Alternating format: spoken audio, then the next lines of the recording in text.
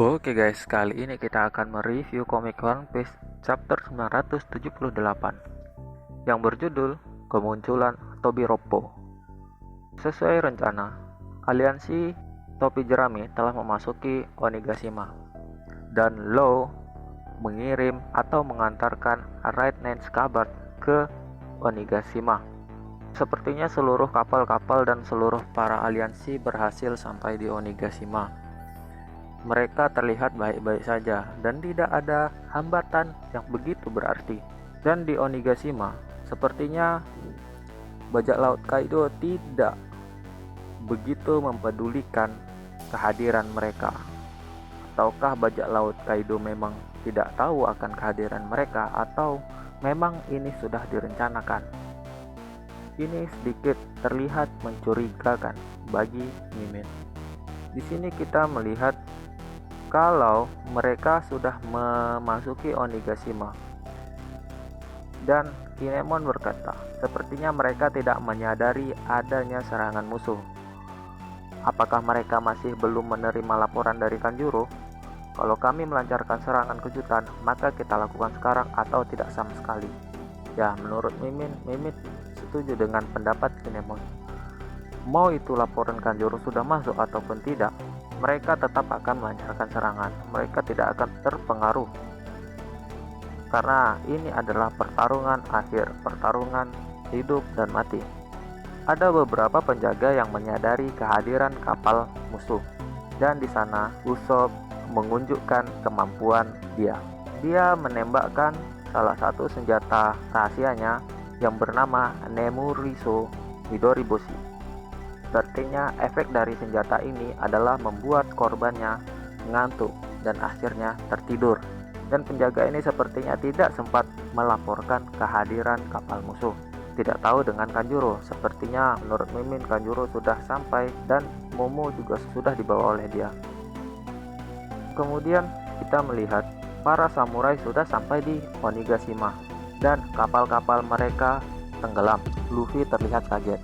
Apa? Kapal-kapalnya tenggelam? Apa yang terjadi pada mereka? Luffy terlihat khawatir. Mungkin yang ada di pikiran Luffy, mereka sudah diserang. Makanya Luffy terlihat panik. Namun Kinemon menjawab seperti ini, kapal-kapal itu harus ditenggelamkan, karena kami tidak butuh kapal untuk pulang. Wah, ini adalah bentuk dari kebulatan tekad para samurai. Wajar saja menurut Mimin, karena mereka sudah 20 tahun menunggu momen ini, dan mereka benar-benar siap untuk mati. Ini adalah semangat samurai. Mereka akan kembali jika mereka menang. Mereka tidak akan kembali sampai Kaido kalah, meskipun harus mati. Mereka lebih baik memilih mati daripada kabur. Kemudian di sini terlihat percakapan antara Chopper, Usopp, Franky, dan Jinbe. Chopper menanggapinya seperti ini. Tapi kalau kita harus melarikan diri, Usopp menyambung pertanyaan Chopper. Bagaimana juga dengan Sunny? Mungkin menurut Usopp, Sunny akan ditenggelamkan juga. Tidak mungkin.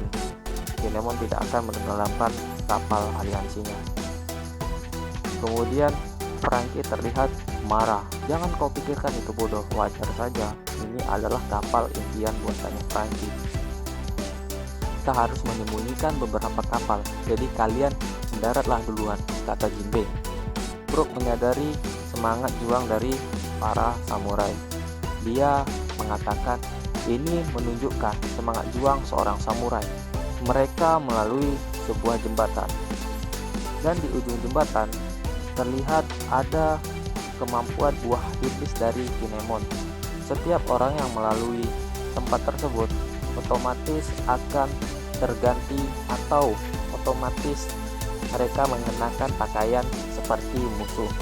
Ini adalah teknik penyamaran. Menurut Mimin ini adalah penyamaran yang sempurna. Mereka bisa menghajar musuh, namun mereka sendiri harus mengenali siapa teman dan siapa musuh. Untuk orang-orang kuat menurut Mimin, ya mereka mengenali. Tapi untuk sesama yang lemah, tidak tahu, hanya Oda Sensei lah yang mengerti. Kemudian sedikit menjelaskan terkait kemampuannya Kinemon sendiri yang menjelaskannya.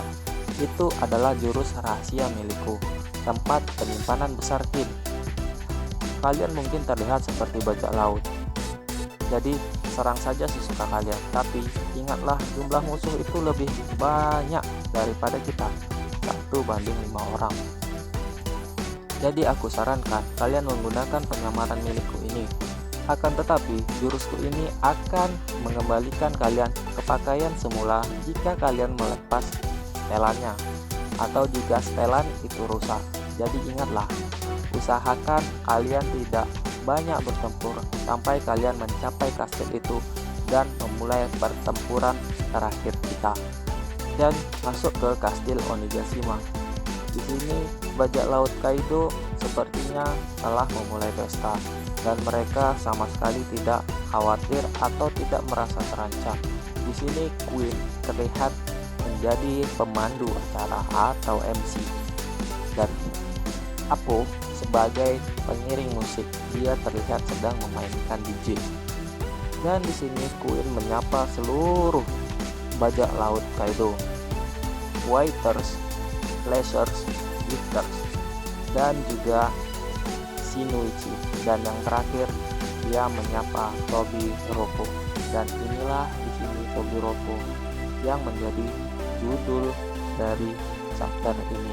Tobiropo ini terdiri dari 6 orang, yang 2 diantaranya sudah diketahui sebelum chapter ini rilis. Salah satunya X-Drake dan Pechuan. X-Drake adalah salah satu bajak laut generasi terburuk, dan Pechuan sekalian lupa Mimin akan menjelaskan. Pechuan ini adalah orang yang pernah berhadapan langsung dengan Sanji ketika Sanji mengenakan red suit-nya untuk pertama kali. Mimin akan memperkenalkan satu persatu anggota Tobiropo. Yang pertama adalah Uruti. Uruti adalah saudara kandung dari Pechuan. Yang kedua adalah Pechuan. Yang ketiga adalah Wushu. Yang keempat adalah Black Maria. Yang keenam X-Drake. Dan yang terakhir adalah Sasaki.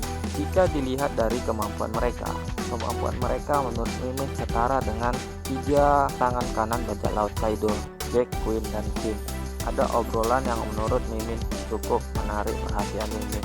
Salah satu anggota Tobiropo berkata seperti ini, bagaimana kalau Queen tiba-tiba mati? Menurutmu siapa yang akan menggantikan posisinya? Sepertinya yang mengatakan itu adalah Wushu. Kemudian Black Maria menjawab, tentu saja kau kan. Pertanyaan itu ditujukan untuk X-Drake, dan X-Drake menjawab, enggak, aku tidak tertarik. Dari percakapan mereka, ini dapat menyimpulkan bahwa kekuatan X-Drake dapat mengimbangi Queen. Artinya, kekuatan dari 6 anggota Tobiropo ini setara dengan 3 tangan kanan Kaido. Cukup menarik. Oke, sekian saja review kali ini. Jika kalian suka, jangan lupa subscribe. Jika kalian punya request terkait apa saja, menanyakan pendapat Mimin akan buatkan video untuk kalian. Terima kasih.